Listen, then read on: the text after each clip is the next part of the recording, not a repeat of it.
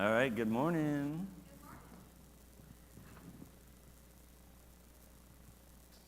How are we this morning? Okay. Kids had fun yesterday? Yeah. Good, right? So did I.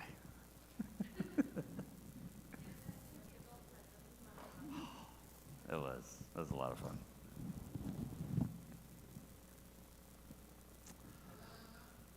A lot of fun.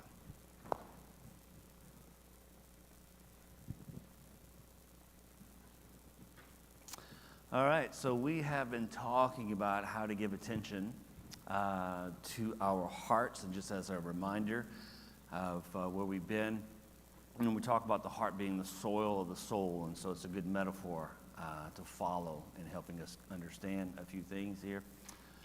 And so just as a reminder, when we talk about the heart in comparison to the soil, when we're planting things, you need to understand the soil, the makeup of the soil. And so there's an assessment period, right, where you come to understand. Is this ringing to you guys? It's echoing to me. It's bothering me. Sorry. It's a reverb, yeah. So the type of soil really helps to determine what you're going to grow. There's certain type of soil you need to have to grow certain things, right? And so assessing the soil is important.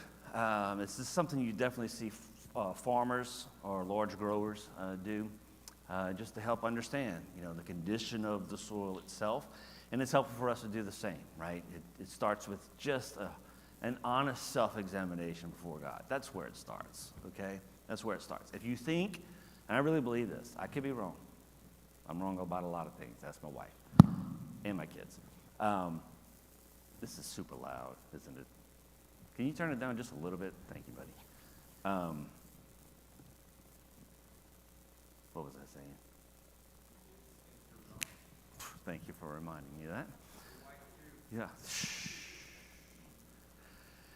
But I think that if we think that we're going to discover the conditions of our hearts, what's at the depths of who we are on our own, we're misguided, okay?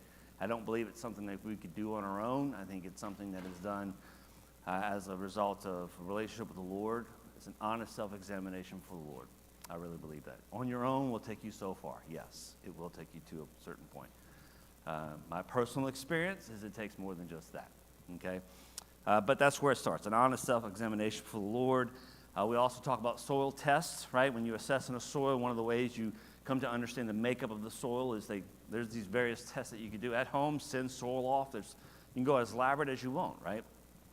And we talked about how our hearts are being tested all the time, right? By everything, really. It's just a matter of us paying attention to how we're responding or reacting to things, and, sometimes asking the question, like, why is that bothering me this way? Or why am I responding this way, right? But the tests that we go through, all the things we go through in life, they expose for us lots of things. Things that are missing, things that are needed, areas we might want to pay attention to, okay? And then there's the final step, which is, okay, now that you have that, now it's amending the soil. It's providing the soil with the things that it needs, okay? And as we said, a heart is amended by God, by us creating space for us to receive the nutrients of the Spirit. That's how I say it, okay? It's receiving from the Lord what we need. It's called spiritual growth, and it doesn't happen just on our own. Okay? Scripture is very clear about this, okay? But we're talking about various practices that we engage in. We do them all the time. We may not call them practices. We may not call them practices because of the way we look at them. The way we think about it. They're just obligations or responsibilities or whatever it is, right? But just about anything in this life can be used as something that helps to open ourselves up to what the Lord has for us. And that's not just, it's a real thing, okay? But knowing all of this is not enough, is it? No, it's not. Knowing it is not enough, right? We have to be willing to submit ourselves to Jesus in the process of becoming more like him, okay? Now, think about it from this perspective. The fruit of our lives, we've said this multiple times, the fruit of our lives is an indicator, right, of what's going on underneath, what we have, if you will, have already submitted ourselves to, right? And if we're honest, there are probably some things in our lives that demonstrate or reflect the fact that we have submitted ourselves to some things that are not aligned with the heart of God. But the good news is that we can follow Jesus out from under those things. Okay? Are you tracking? Does that make sense? Okay. So, right, we follow Jesus out from under these things. We call it bondage, is a term that's used in the New Testament. Okay? Come to know the truth. And the know there is not information only. It's literally experiential. It's you working it out. And you'll come to know the truth. How will you know that it's true? Because it sets you free.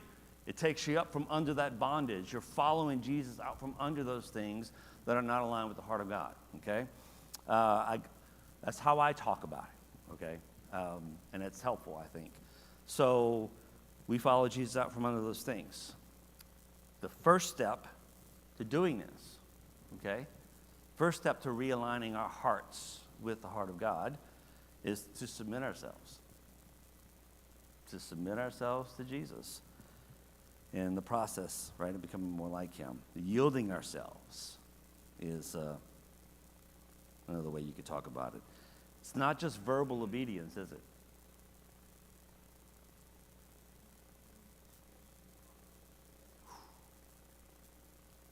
Just when you think you have, you may find out you haven't, right? Go ahead.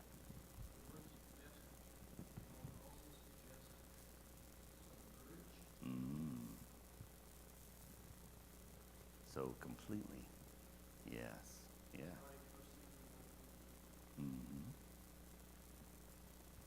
Yeah. Yes. So yeah, it would be completely, right, submitting ourselves to the process of following Jesus to become more like him. Now, it's not just verbal obedience, right? It's a submission of the mind. That's where it starts being renewed. Man, I wish we had time to really go into this, but I would start preaching and it'll take us somewhere. Because even in the Greek, the idea of being renewed or renewing of the mind, it's both passive and active. Something happening to you, but not outside of your own will. Which presents the very thing that I talked about in the very beginning. We think that we're going to do this on our own. Scripture says something else. And I think experience tells us something else as well. Okay? But that's for another time. We'll preach that at some point, right? But it starts with the renewing of the mind, submitting ourselves to the process of our minds being renewed. Romans 12:2. Anybody know that verse? Romans 12:1 says, Romans 12:1 is our part. Romans 12:2. Anybody want to guess whose part that is? And literally in the Greek, it's how it's outlined. It's God's part. He says, listen, present your bodies as a living sacrifice, holy and acceptable to God. It's like your life becomes an altar, right? And then he says in verse 2, what?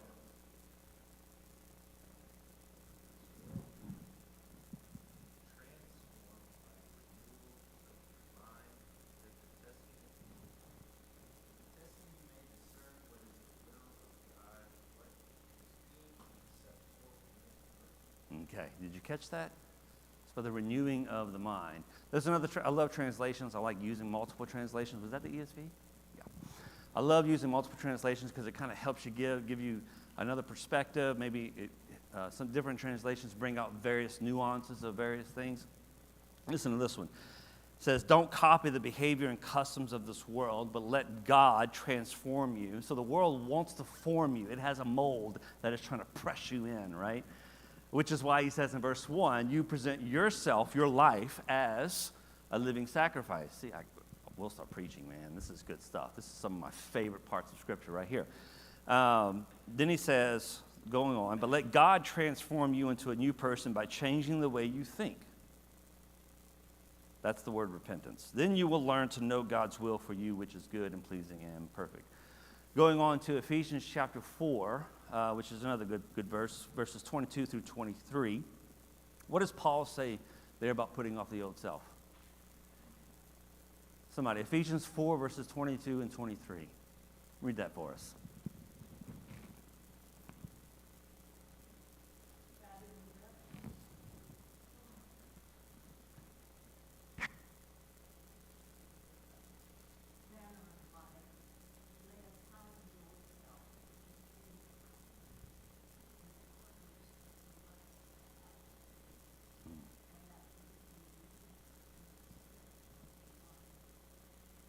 Okay. Do you guys see what the comparison is here, the contrast here? In both of these verses, there's this picture that I would paint, the way that I would explain it. It's like the world has a mold and it's trying to press you into that. And God has another mold, right? How do we come out of one or keep ourselves from being pressed into one so that we can become another? The renewing of the mind. Renovating. Anybody knows what that means? What does it mean to renovate something? To make new, right? Like remodeling. You guys know what that's like, right? You ever anybody moves around furniture? Sometimes every now and then you're just like, yeah, I just need to refresh this, right? What are you doing to a room, to a space when you do that? Changing it. You're renovating it. Right? You're rearranging some things, but this word's a little bit deeper. It's about pulling some things out and adding new things, right? There's a replacement. The reason why something is pulled out is because there is a replacement for it, okay? It's the idea of thinking about your thinking and changing the way you think about things, and you just fill in the blank in whatever that is, right? It's about yielding ourselves to God in such a way that it is, as Paul said, it is no longer who that lives in me. No longer I, but Christ, right, lives in me. That's what he's talking about there, like becoming more and more like Jesus, okay? There are only two ways we can live this life. Anybody know? The scriptures talk about two ways that you can live this life. There's only two ways. Okay? What's another way it talks about it? When you're walking according to the flesh or according to the Spirit, okay? That's how Paul talks about it in Romans. So it's about yielding ourselves to this process of following Jesus in such a way that it leads to no longer I, and I could be, we can define that. We could say no longer I, that is the I that is formed and shaped and molded to this world. We can go a step further and say it's the I that is run by, controlled by the flesh and the desires of it, the things that hold us captive, which really, as we'll show a little bit later, is idolatry to self. Typically we think of idolatry to the things that we're seeking, but the things that we are seeking actually are pointing to a desire that we have, and we're seeking to fulfill that desire through various things that don't do that, which is why we keep going. So what are we enslaved to in that moment? The self, the desire, whatever fleshly desire, whatever that is right there, okay? All right. So there are a couple phrases, two specific ones that I'm thinking about in the New Testament that talk about or refer to this submission process. Anybody want to take a shot at what those might be? They're found in the Gospels. And in some other places, but they're found in the Gospels. What's the process? When we talk about submitting ourselves to Jesus, no longer I, but Christ who lives in me. There's a couple of phrases the New Testament uses to refer to that.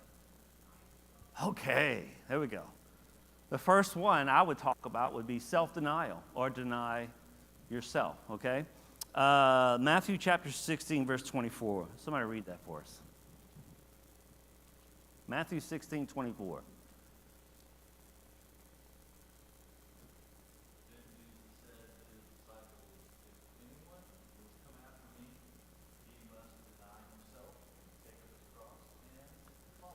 Okay. We're talking about an overall, what's being presented here is an overall condition of life where you and I, we settle under the rule of another. Does that make sense? We're settling our lives, condition of life, we're settling under the rule of another. Who's the other? Jesus. As opposed to, you might call it the world, you can call it self, we can call it whatever, you fill in the blank, okay? Whatever's helpful to get us to that place where we realize we're not living a life where you would say that it's an overall condition where I have submitted myself under another, but instead I have submitted myself under X, Y, and Z. Now, if you go deeper with that, the ultimate conclusion is you have submitted yourself, to your own desires. We'll get to that in a moment, okay? When we submit ourselves under the rule of another, in this case, Jesus, what does that lead to?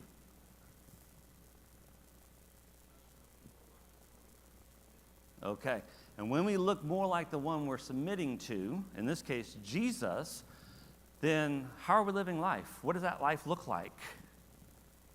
How would you describe it? All the things that the life, we'll start living a life the way that God has designed it to be lived. We'll experience the way that God has designed it to be experienced, right? Under Him. So, Matthew chapter 10, verse 39. I love this verse. Matthew chapter 10, verse 39. Somebody read that for us. There are two parts. Before you read it, there are two parts to this verse. See if you can point them out.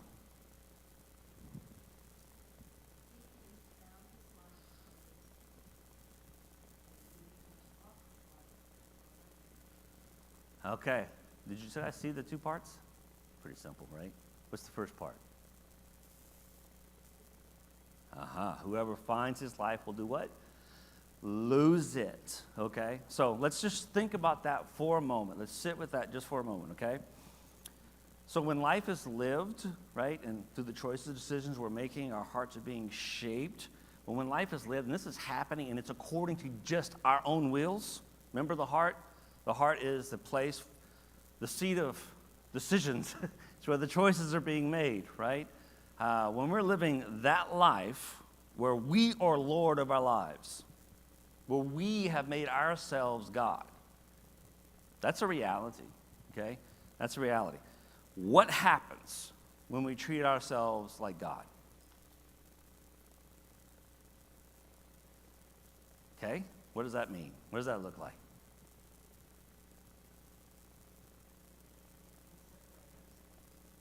Okay? What does that look like? Destruction, slavery, anybody else? Death? What else?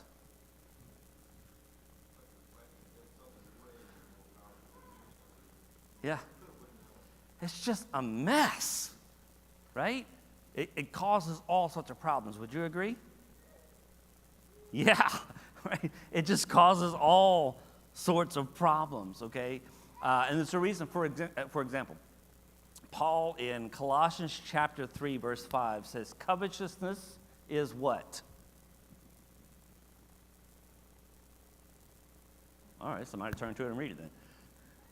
Paul says in Colossians 3:5, what does he say about covetousness?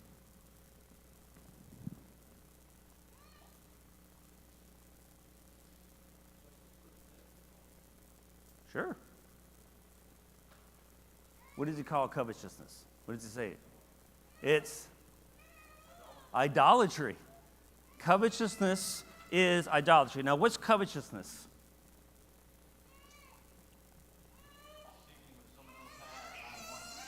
Okay. That's one way covetousness is reflected. Anybody else?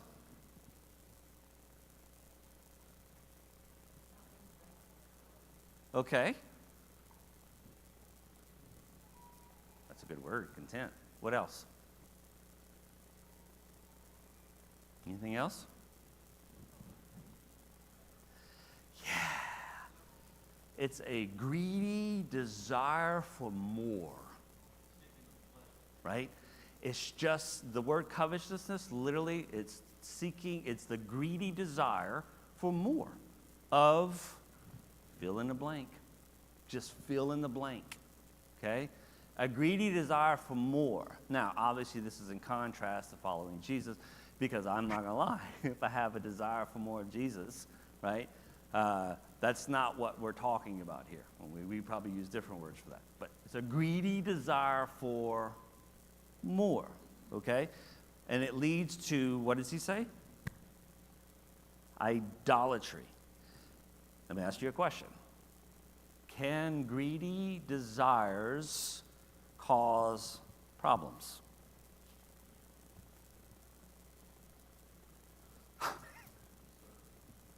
Right?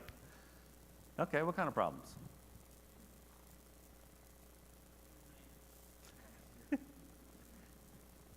Okay.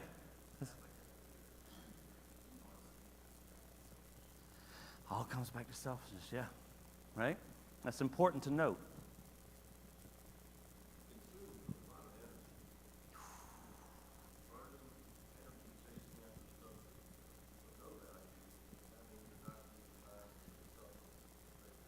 Yeah. Okay. Right.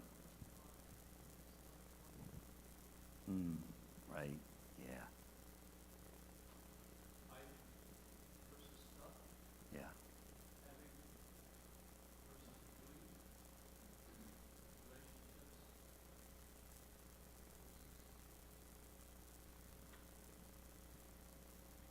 Yeah.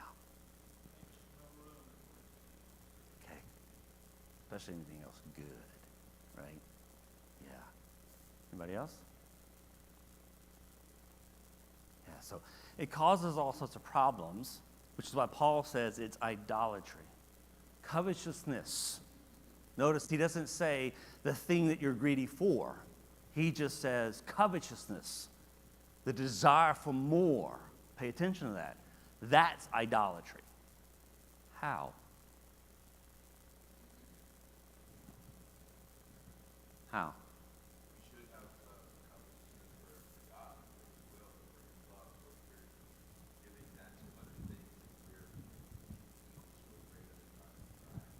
Okay.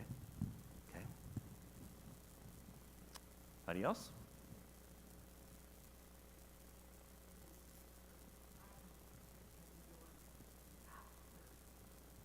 Okay. Yeah. Okay. Paul says covetousness, that is the greedy desire for more. That's what idolatry is. How?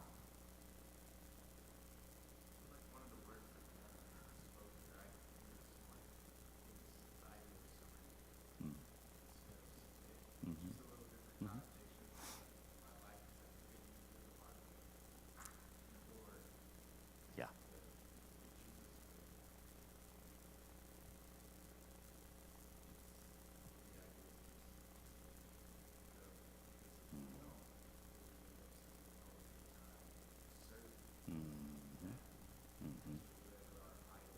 Yeah.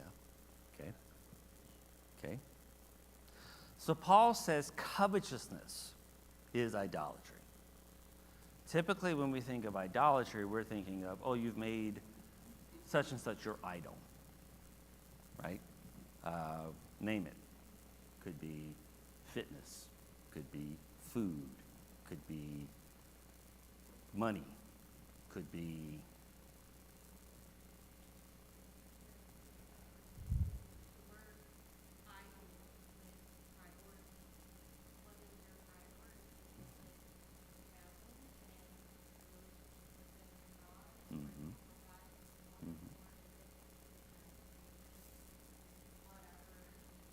okay. Yeah. Yeah. Okay. That's a good word. Priority is a good word there. Okay? Now, let me just say this again. Maybe a different way of thinking about this. It's not saying that, I'm not saying that it's incorrect to say the gym has become your idol. or money has become your idol. That's not what Paul is saying here, though. He's taking us on an escalator down a little bit lower to help us understand something here, okay? So he says the desire for more, the greedy desire for more, and that is tied to the flesh, that is idolatry. You see that? That's where it starts. Like, that's what it is, okay? So he says that is idolatry. How is that idolatry? What has become the idol? It's not the money, it's not the gym, it's not the thing.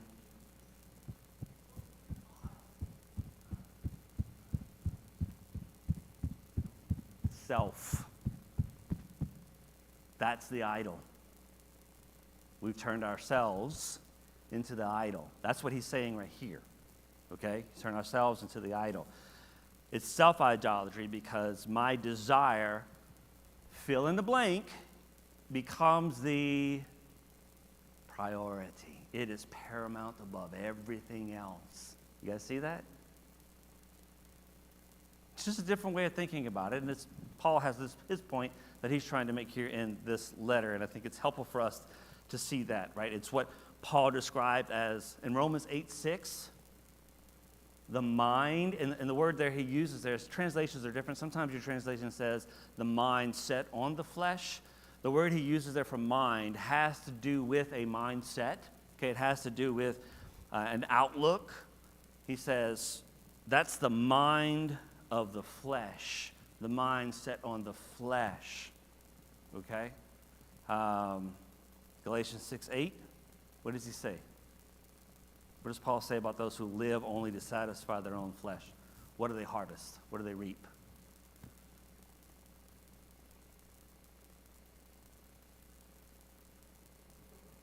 Corruption, right?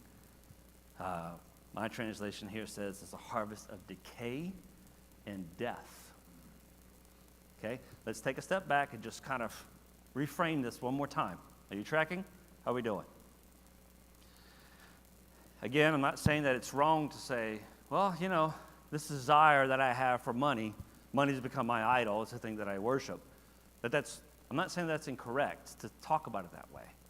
But that's very surface. Because what that does is point to a deeper desire that I have.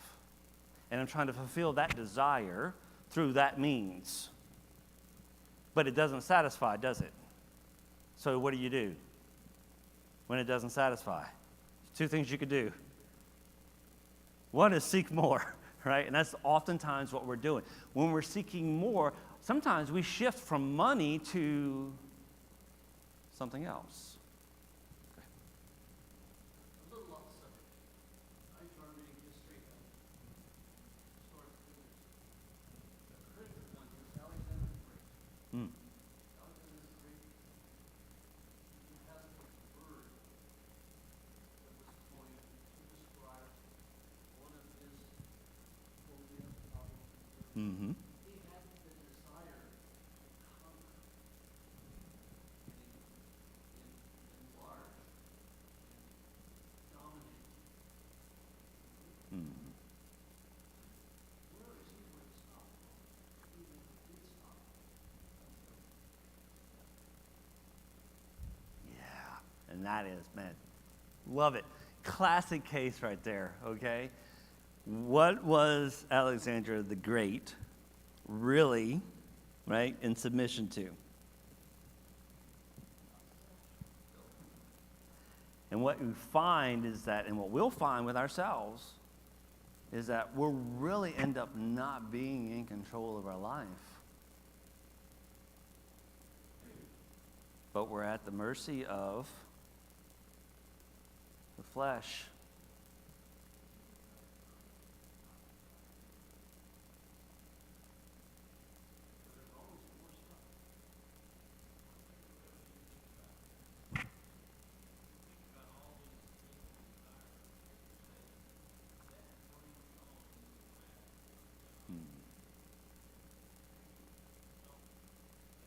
Yeah. Sure, right, yeah. And I think We experience some of that in this life. When you experience the lack of fulfillment, where it leads your life and how you experience it, the detriment, the death, you harvest the decay, that happens in this life too. Okay? Like, that happens in this life too. There's a reason why sometimes we get to a place where we're like, okay, that's not working. Or this isn't good enough. This isn't okay. There has to be a better way. There's a reason why we're called to think about our thinking and change the way we think about things. Right? There's a reason why Scripture uses the terms of darkness and death to describe how we're walking in this life. In contrast to being able to walk in life, in light. Those two, death and darkness, or blindness even, life, eyes being opened, light, all terms used interchangeably to talk about living in this life, in the presence, or living in Jesus here in this life. Okay? Okay, so come back to this. What you often, when the mind is set on the flesh, what we realize is that I'm telling you, we think we're in control of our lives. We think we're the God of our lives. But the reality is we're more in submission to the flesh. Flesh being, we don't have time. We can really go into that one. But we end up finding ourselves being more in control of that. That's what's running our life, not us, because that's what gets us to the point. Think about it. When people say, I don't want to do this anymore, but they can't stop. Even something as simple as saying, and we could talk about it from a very extreme cases, but it's something simple. It's like, man, I'm just really not as patient as I need to be. Does that make you patient? Even when you're trying to be patient sometimes, do you end up being patient?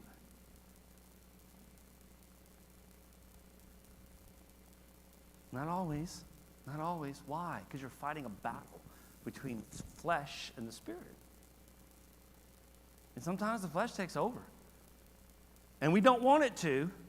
And we can even be recognizing it when it's happening. Okay? So that's important to note, right? We could end up, and a lot of people, end up living this life at the mercy of the flesh. Okay? And when you're living your life, okay, let's go,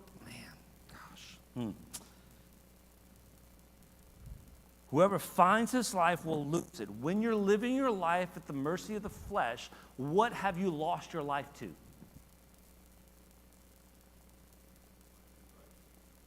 What have you lost? So think about what Jesus says. Whoever finds his life will lose it. And I'm suggesting that this is not good. When you're living your life at the mercy of the flesh, you're really not in control here because you're living at the mercy of the flesh. What have you lost your life to? The flesh. You see that? When you're at the mercy of your flesh, you've lost your life to the flesh. Okay? Now, whoever loses his life, Jesus says, for my sake will find it.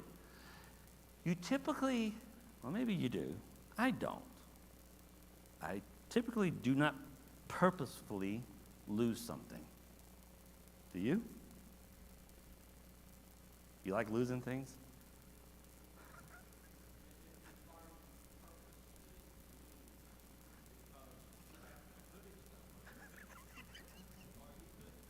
Right? It's like, I don't want to know where exactly, right? We don't do this. This isn't what we do, right? So this is intentional self-denial or dying to self. Surrender is the term, right? Submitting yourself, your will, to another. That's the picture here, right? When we do, it's purposefully, words are kind of hard today. It is purposefully losing our life in favor of God's life.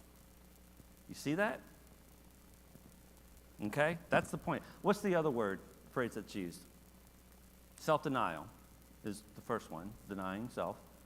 What's the other phrase that we commonly refer to when it talks about submitting?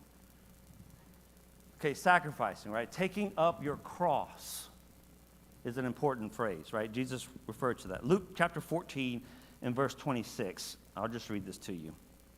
Jesus says, if you come to me and do not prefer me over your own father, mother, wife, children, brothers, and sisters, and yes, even your own life, you cannot be my disciple. Now, man, we don't have time. There's a lot of cultural things in here that would be helpful to understand what's being said and how this would have been understood, especially in the realm of honor and shame. However, let's just look at this from this perspective. You cannot be my disciple unless you, right, love me more than even your own life. Verse 27, there's this shocking image now, okay, of a person carrying on his back wood that would be used to kill him. That's the picture. And if you do not carry your own cross and follow me, you cannot be my disciple. Cross is an instrument of what? Death. Go back to what Jesus says, losing your life. Okay? Everything we just said, that's what we're talking about. It's all the same thing, right? It's the same teaching about self-denial. And if you're not willing to be intentional about this, you cannot be a disciple. Why? Why?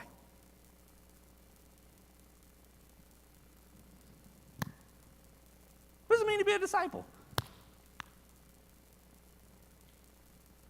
You're following somebody else, and you're looking, especially first century, rabbi, disciple, relationship.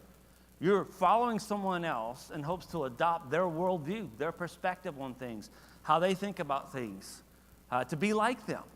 That's the thing. That is what a disciple is, right? So unless you're willing to deny yourself, right, and do this, you can't be my disciple. And there's lots of things that we could talk about, a lot of ways we can explain this away, but I like to say it this way. Like, until we are willing to intentionally, right, let go of the self, until we're willing to do this, we will not be able to learn the lessons that he teaches. Because they will come across as what?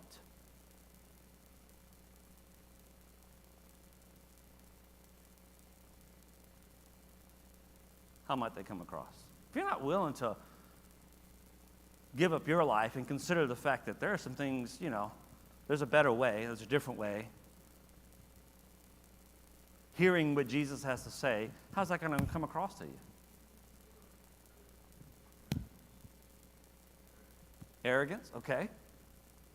Extreme, right? It'll come across, in my opinion at least, as impossible or ridiculous. Impossible or ridiculous. Okay? That's why he goes on to say in verse 28, don't begin until you count the cost. Now, man, don't have time. This, typically, when we talk about counting the cost, we normally talk about that from the perspective of, hey, it's going to be hard. It's going to be tough. We talk about it from all the negative perspectives, right? But is that counting the cost? Is that all there is to counting the cost? What else do you take into consideration, right, when it comes to counting the cost?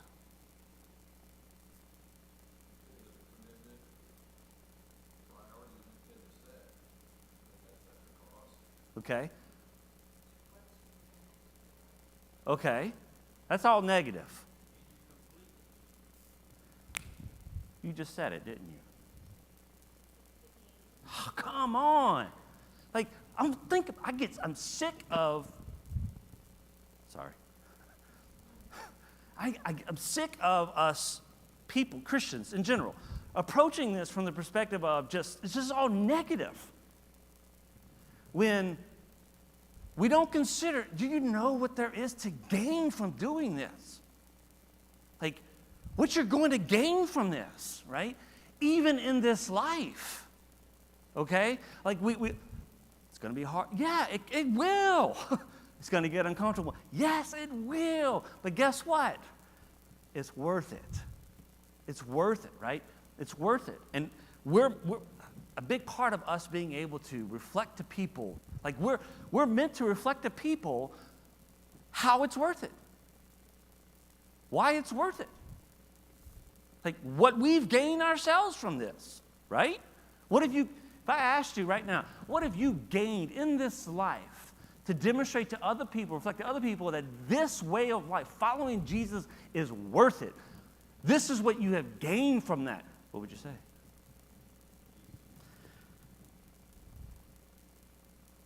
And could you give an explanation? Could you explain? Could you demonstrate that? Could you say, here's where I was, and here's where I am now, and here's what I have experienced. Here's what I have learned. Here's what I have come to know to be true, because I've experienced it, and it has set me free. How are we doing? Does that make sense? There's so much to gain, man. Like real quick, man. When you consider the life that Jesus provides, we won't feel deprived, okay, when we consider the life we'll leave behind. So what do you gain? And we can talk about this from lots of different places. Like, for instance, a life that provides true joy. Think about it from that perspective. James 1:2, dear brothers and sisters, when trials come your way, consider it an opportunity for great joy, knowing this, right, that the trials you're going through will produce something in you, and he calls it patience. And you can, anything else, patience is just what he's using there for its context. Trials can provide you patience. It can provide for you, anybody else? Perseverance. What else can you learn from trials? Grow. All sorts of different things, right? It's a matter of where you're at in your life, right? And he says, let it do its thing. Don't run from it. Sit in it. Learn to sit in the tension of the trials, and there's something to be gained from this, right? And he says, and you'll be complete, lacking in nothing. What does being complete, lacking in nothing look like? How about being able to accept what life throws our way? Dealing with hardship, injustice, cruelty, contempt, I don't know, name it. But being able to deal with that with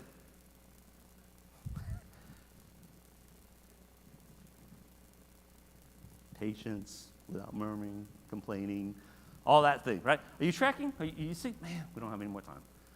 There's so much more. Like think about this. A life where giving or forgiving is not seen as giving up something or being deprived of something or sacrificing anything.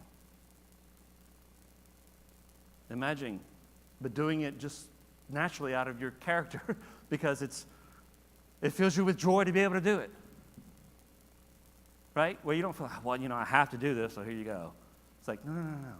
It naturally comes out of this desire it's the character of God. And we're taking on, being as your heavenly Father is. All right, that's the picture here. Okay, go ahead. One last comment.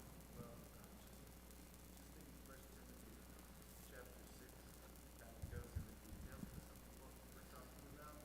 And it says kind of don't have that selfishness, but the godliness which Mm-hmm. is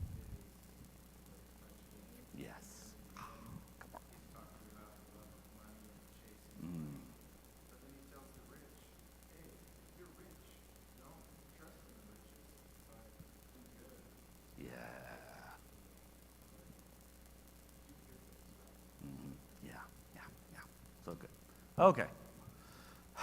We'll pick up there next week.